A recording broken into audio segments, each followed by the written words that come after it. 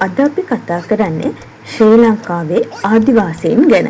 ඔවුන් වන්නේ නැත්තන් වනවාසීන් ලෙසින්ද හඳුන්වනු ලබන. පුරාවිද්‍යාත්මක සාක්ෂි වලට අනුව ඔවුන් බලංගොඩ මානවයාගේ සිට පැවතගෙන යන බව විශ්වාස කරනවා.